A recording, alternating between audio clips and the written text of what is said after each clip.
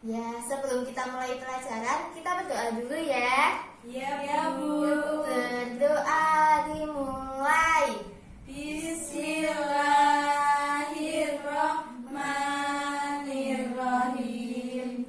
Raditu billahi rabban wa bil islami dinan wa bi Muhammadin nabiyya wa rasulah.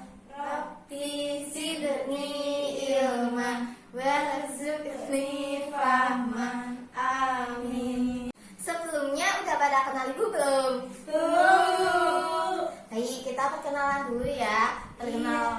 Perkenalkan, nama saya Vita Ulfani, bisa dipanggil dengan Bu Vita. Hai Bu Vita. Hai. Ya, mulai ya. Kita pagi ini akan belajar mengenai sakit bukanlah penghalang sholat. Nah, kenapa sih sakit itu bukan penghalang sholat? Karena sholat itu adalah kewajiban bagi setiap muslimnya. Maka dari itu, walaupun kita sakit, kita harus melaksanakan sholat.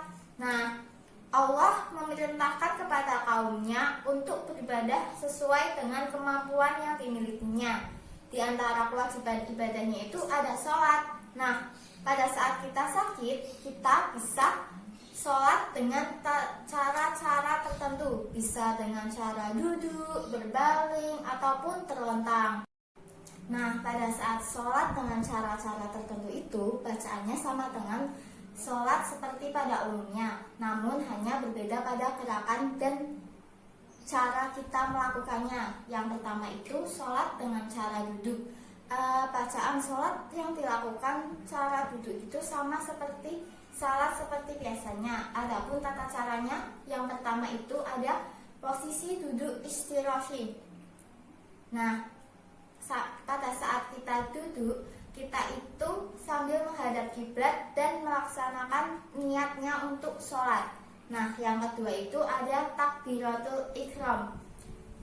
Yang ketiga membaca doa iftitah, dilanjutkan dengan Al-Fatihah, lalu membaca surat-surat pendek di Al-Quran. Lalu selanjutnya itu ada ruku. Ruku dilakukan dengan posisi badan agak membungkuk sambil membaca tasbih. Yang kemudian dilanjutkan dengan i'tidal, dilakukan dengan posisi duduk istirahat sambil membaca tasmi. Dilanjutkan dengan sujud, dilakukan seperti sujud biasanya, atau jika tidak mampu cukup dengan membungkukkan badan lebih rendah pada saat kita ruku.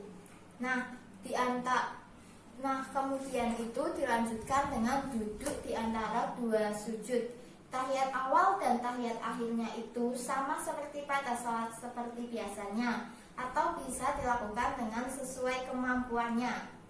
Nah, kemudian mengucapkan salam dengan menoleh ke kanan dan ke kiri. Nah, cara kedua pada saat kita sakit itu ada sholat dengan cara berbaring. Sholat dengan cara berbaring bagi orang yang sakit yang tidak mampu mengerjakan sholat dengan cara duduk maupun berdiri ya. Adapun caranya sebagai berikut. Yang pertama itu ada berbaring dengan posisi miring ke kanan menghadap kiblat, kepala berada di sebelah utara dan kaki berada di sebelah selatan. Kemudian tangannya itu bersedekap.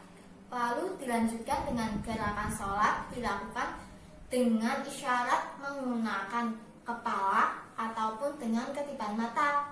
Kalaupun kita tidak bisa melakukannya, kita mampu dikerjakan cukup dengan menggunakan isyarat hati. Nah, yang ketiga itu ada sholat dengan cara terlentang. Nah, sholat dengan cara terlentang itu untuk orang yang tidak bisa berdiri ataupun duduk ataupun berbaring ya. Nah, caranya itu yang pertama posisi badan dengan posisi telapak kaki menghadap ke kiblat. Kalau mampu, kepala itu diberi bantal agar kepala juga menghadap ke kiblat. Nah, gerakan sholatnya dilakukan dengan isyarat seperti menganggukkan kepala atau mengedipkan mata ataupun dengan isyarat hati. Nah, Bacaan sholatnya itu seperti biasa. Jika tidak mampu, cukup dilakukan dengan di dalam hati. Mengerti? Mengerti, Bu. Nah, tadi kan saya sudah menjelaskan mengapa sih sholat itu harus dilakukan walaupun kita sakit dan tata caranya. Nah, di situ itu ada hikmahnya bagi orang yang sakit. Yang pertama itu bisa mendekatkan diri kepada Allah. Yang kedua, hati lebih tenang. Dan yang ketiga itu menyadari kemudahan Allah Subhanahu wa Ta'ala dan mensyukuri nikmat Allah. Jadi, walaupun kita sakit harus tetap sholat ya. Iya, Bu. Nah, sebelum berakhirnya pembelajaran, saya punya lagu loh mengenai materi tadi. Yuk kita nyanyi dulu yuk. Nah, sebelumnya Ibu contohkan dulu ya nyanyinya gimana. Nanti Iya, Bu.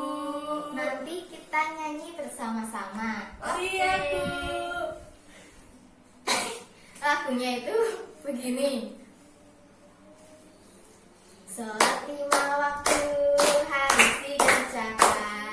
Walau kita sakit, kita tetaplah sholat. Karena sakit bukanlah penghalang kita sholat. Mari semua sholatlah 5 waktu. Yuk, kita nyanyi bareng. 1, 2, 3.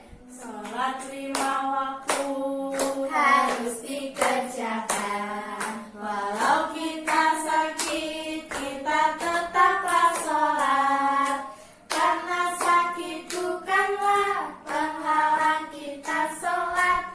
Mari semua sholatlah 5 waktu. Sekian dari Ibu. Wassalamualaikum